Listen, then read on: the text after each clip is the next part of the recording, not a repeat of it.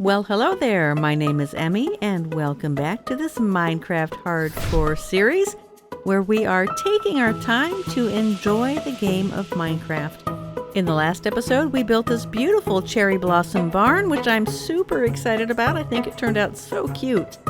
Now, I'm pretty sure when I built it, I gave my disclaimer that I would probably continue to tweak it. And that proved to be the case because I did swap the roof out for spruce planks just to try to get a little bit of that contrast that I was craving. So for now, I'm considering the exterior finished.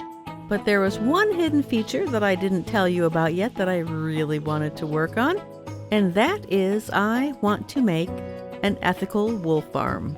Now, if you wonder what that means, let me explain. Most of the wool farms in Minecraft, and by most I mean pretty much all of them, are the same design, which this fella wants nothing to do with. You know, it's those designs that the sheep are enclosed in a little teensy one-block gap, and they just don't look happy to me. And yeah, I know this is just a game and it's just digital pixels, but you know, if I'm going to play in a world and create it the way that I want it created, then I want the animals to be happy, and that is what I plan on working on today. And for this design, we are going to need a couple of supplies, one of which is going to potentially be a little more tricky than the other to acquire.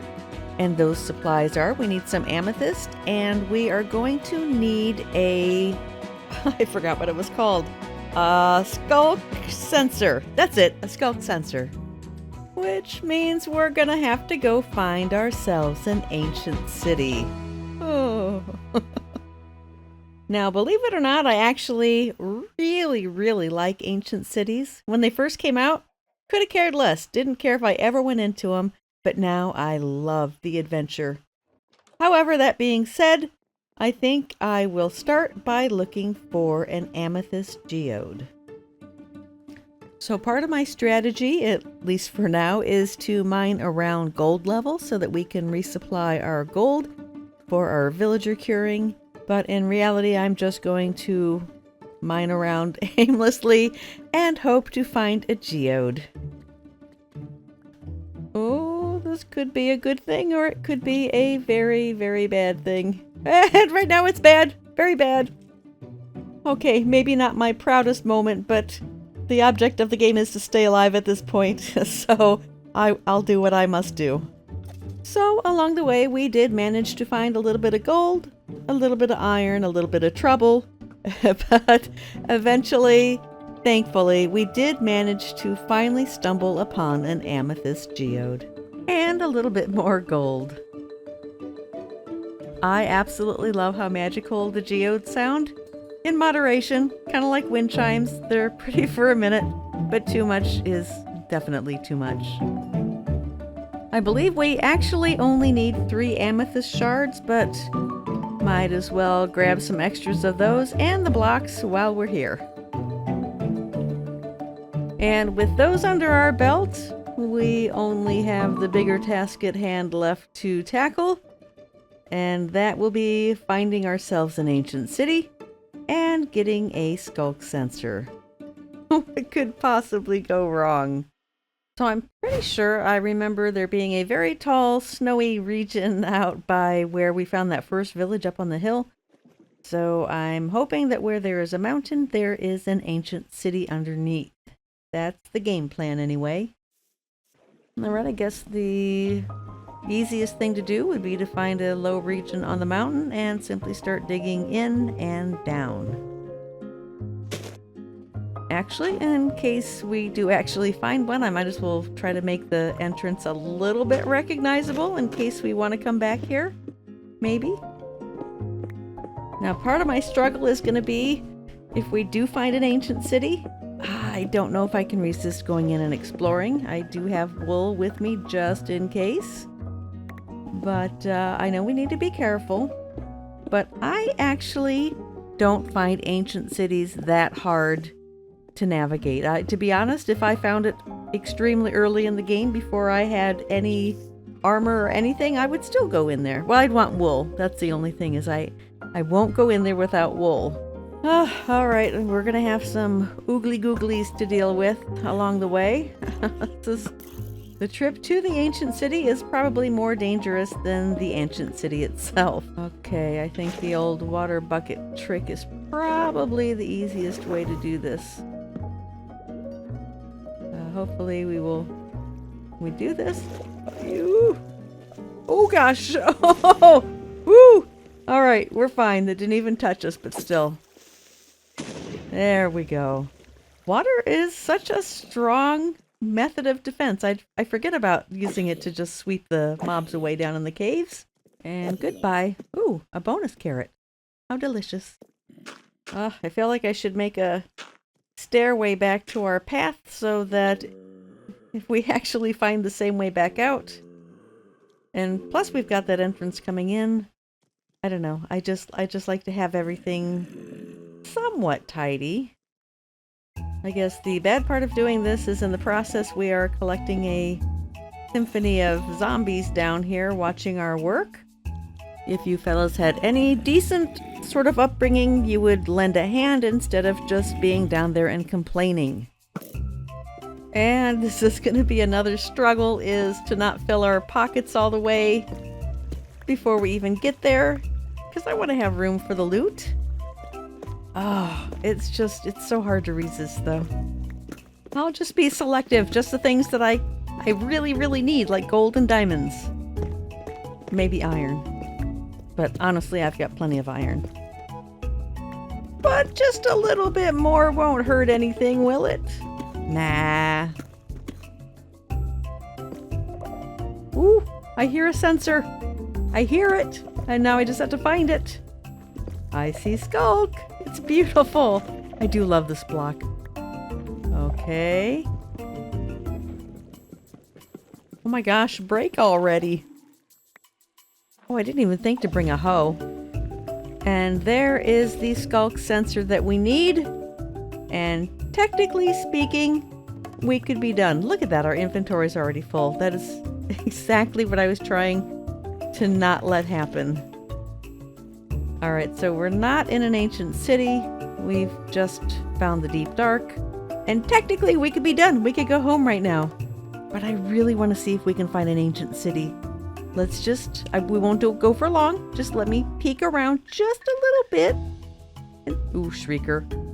We must be very, very careful now. It is time to crouch. So let's talk about shriekers. If there was only a shrieker around and no sensors, then it wouldn't go off, even if you ran and jumped around it. The only way you could set it off is if you jumped on top of it. Now, because this is such an enclosed little area down here, I'm going to just go ahead and break this with the hope and assumption that there are no sensors and another shrieker nearby, and we did fine. Now, what would make the ancient city extremely scary is if one shrieker alarm spawned the warden. But come on, you got 3 strikes. I mean, if you get that scared, you can always leave after strike 2. Okay, I'm starting to feel like we are not actually going to find an ancient city, but I guess as long as we've got the sensor, that's really all this was about. In fact, I don't even see any Skulk at this point, so not looking good. And thankfully I'm stubborn, and yes, it has in fact paid off. Now I stand by my words that I am not scared of ancient cities.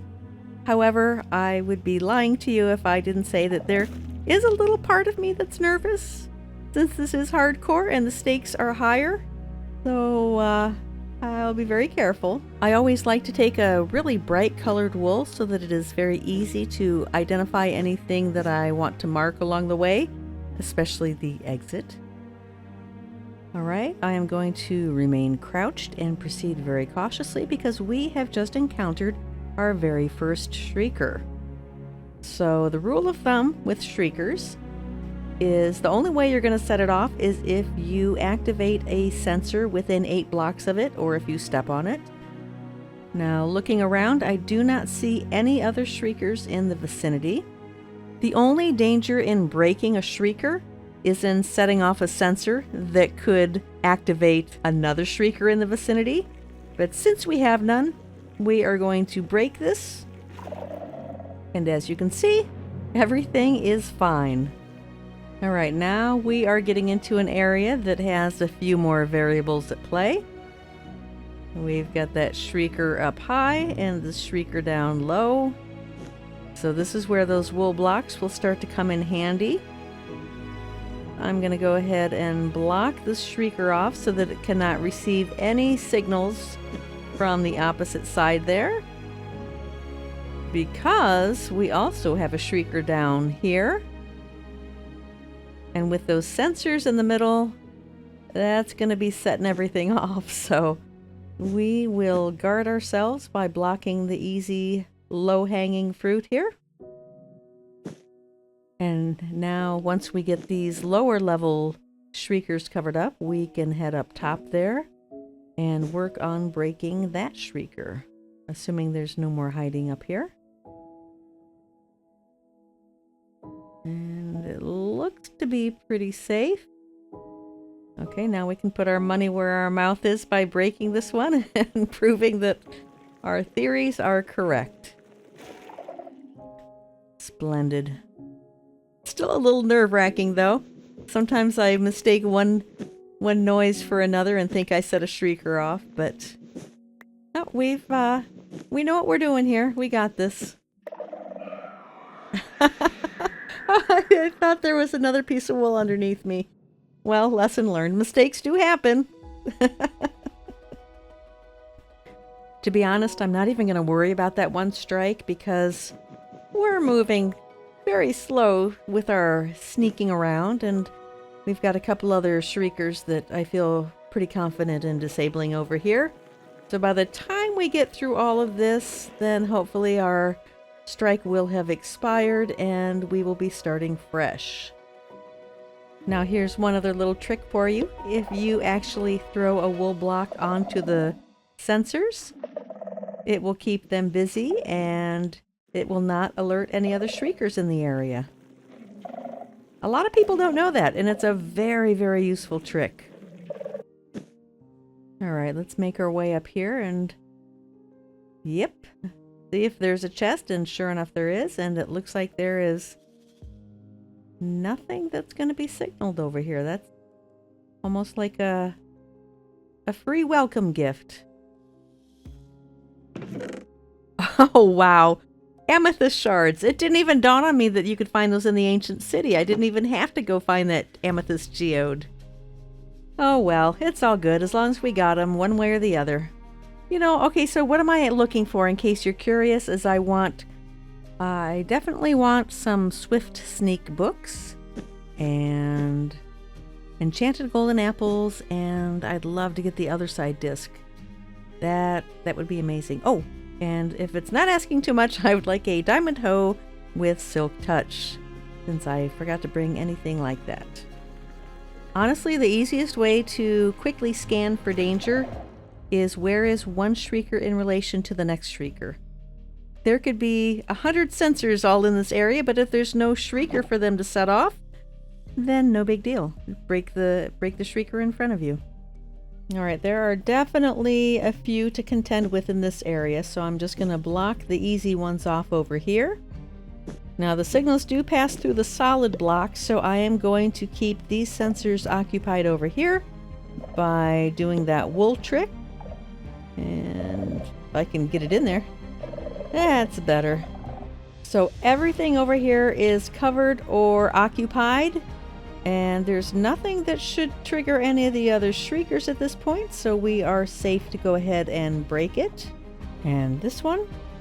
And we should have almost everything cleared out over here now. Whoa! That was a shrieker. Oh! Oh, did we miss one? I didn't think we did. I thought we got them all. We will take a look around, though.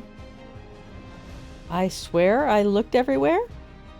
There's none hidden in any little cubby holes or walls over here. We disabled all the ones over there. There's, I think, what, one in the wall to the right? But that's covered in wool. Nothing over this way. That is so weird. What am I missing? There is literally nothing over here. There's nothing that could have been triggered over here. But I have to know. I have to know. Let me break this one. It's well covered, but it's like one of the few shriekers left.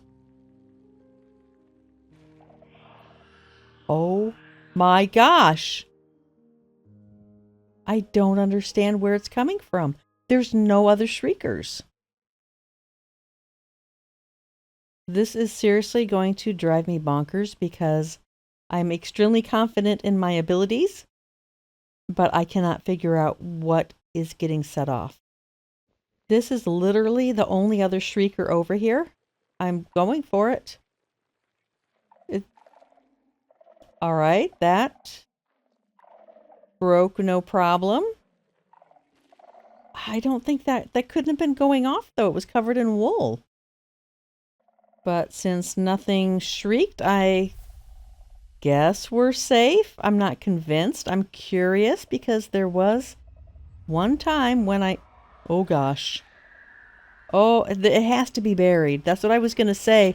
Oh my gosh. Okay, don't panic. Okay, don't panic. Ooh, okay. Okay, I'm not going to lie. I'm panicked. Okay, just, now let's sneak. When a warden spawns, you've got like either 4 or 5 seconds where you can run and run and get distance. And then you've got to stay crouched so that you don't set off other shriekers and trigger more wardens. So at this point, I am just in hurry up and get the heck out of dodge mode. Ooh. I don't have darkness. I don't hear him. I think I am extremely lucky. Ooh, I'm telling you, those first few seconds, you need to run. It makes all the difference. Okay, I think we should be okay. If we just kind of go slow and kill a little bit of time, might as well block off some of these shriekers on the opposite side of the city. But by the time we kind of dilly-dally over here and then make our way back, he should be gone. I certainly hope. Okay, I have completely made my way back to the scene of the crime, and there are no signs of the warden. Our strikes should be reset. I am a glutton for punishment. I have to know if there's a shrieker somewhere under here. It has to be over in this area, just based on the block count. And in my mind, it should have been where the empty spot is, so I'm digging next to it, and you know what? Pat on the back for me. I've only ever seen this one time before where a shrieker was buried. I feel like by design they should not be, and they're not supposed to be. But, you know, glitchy things happen. And the fact that it was right next to a sensor, that's dirty pool. I'm so shook I can't make words. All right, well, at least it's done, and I think we're done. I think it's time to head home. Enough shenanigans. I am definitely not opposed to coming out here again one day. I would love to have the goal of clearing the entire city of shriekers and just being able to run around with reckless abandon. Now that we have returned home safe and sound, it is time to start putting together a few supplies for the ethical wool farm. So that means the first thing we need to do is whip up ourselves a calibrated skulk sensor. That's going to be the star of the show today. So to do that, we need the skulk sensor and 3 amethyst shards, and voila, that is all it takes. So now we just need to head on over to the barn. Oh my gosh. Hello, Larry. Are you now a superhero? Oh my gosh. Larry! You've not done your job well. What kind of a superhero are you, Larry? For shame. So I think what I'll do is I will build on this side and then move them over here and then build that side. I think we're going to do the entire length here. So basically, for every grass block that you will have that a sheep could potentially be on, you need to have a dispenser for it. So the sheep are going to occupy these two squares, okay? Which means the dispensers are going to need to go on the third block up, but in order to place the dispensers, we need a block right here so we can get the dispensers facing the right direction. So, I'm just going to make a temporary dirt ceiling over here. Whoops. And then we are going to grab our dispensers and not put them that way because that would be bad. What you actually want is the mouth of the dispenser to be facing straight down so that the shears that we're going to put inside the dispensers will dispense onto the sheep and shear them. Alright, I'm going to put one shear in each of the dispensers since I'm currently on a budget, but if you've got more, feel free to fill them up when you fill yours. Okay, so here is the brain of the entire system. Are you ready for this? The first thing we're going to do is place down our calibrated skulk sensor. Now you see that little spiny line right there? You got to make sure that is facing forward. That is going to be the redstone input. The next thing we're going to do is place down a comparator. And then the last thing over here is a lectern. Now as you can see, this thing is going off like crazy. It's like every little movement is setting it off. You know how that is in the ancient city. So the calibrated skulk sensor will accept up to 15 levels of input. And depending on which input it is tuned for, it will output a redstone signal. So in our case, we are going to use a lectern and a book with 15 pages to determine which level it is going to be tuned to, and we are going to set it to a level 8, and a level 8 represents the consumption of food or drink by either players or mobs. And by placing the book on the lectern and leaving it turned to page 8, we set the system up to dispense the shears anytime it detects a sheep eating a block of grass. But make sure you don't do what I just did. Make sure it's turned to page 8 on the lectern, not just in your hand, or your redstone will still continually go off. Now keep in mind, I do tend to kind of dumb things down for myself so that I can remember how things work. That may not be a verbatim explanation of how calibrated skulk sensors work, but that is the way that I managed to remember it, and it seems to work okay for me. Alright, now if we hop down here and are patient enough, we will see it in action. As soon as one of our woolly little friends decides to have a snack, then we'll see how the dispensers fire the shears, and don't worry, because even if there's only one sheep that needs to be sheared and there were 20 others that had no wool, it will not reduce the durability of any of those shears, even though they've dispensed. Hey, great timing, just like that. It was perfect. Alright, the next thing I'd like to work on is the hopper minecart collection system. So this is the collection area down here. We just need to run our tracks going right along all of these sections, and then, whoops, let me go back this way. And then what I would like to do is route the track right up here. And then I'd like to have a little building over here where we can unload and sort all of the wool and have it easily available. Kind of like a little, I guess just a little wool shop, even though it's just me here, but I think it'd be really cute to add that next to the barn. Maybe I could make a little country store or something over there. So, it's like, where are the sheep? Let's come right down this way and let's get to work on exactly that. So what I've done underneath here is the smooth stone represents the areas where there are grass blocks for the sheep up above. So I'm just going to pick kind of a middle-ish point where I will put some redstone blocks that the powered rails can go over. So I'm sure probably everybody already knows how to set a system like this up. It is pretty straightforward. And if you don't know how, you can pretty much just look and see how I put it together here, and it is pretty self-explanatory. You know, as an afterthought, I do kind of wonder I should probably have set up a collection area down here for now because realistically, it's probably going to take me a little while to get to the little country store where we're going to sort it all out. But what I think I will probably do is at least run it above. I'm literally in shock. Are you kidding me? After everything we've been through, it's going to end like that? I'm so sad. My world. Larry. Well, I suppose, as they say, all good things must come to an end, and this was a really, really good thing. I thoroughly enjoyed every single aspect of this world. I remember thinking it was so cool that we spawned in right next to a woodland mansion, and then finding that little island and thinking that would be a good place to have a starter home since it would be a little bit more safe since it was surrounded by water. And then just watching how the place grew and turned into more and more of a home.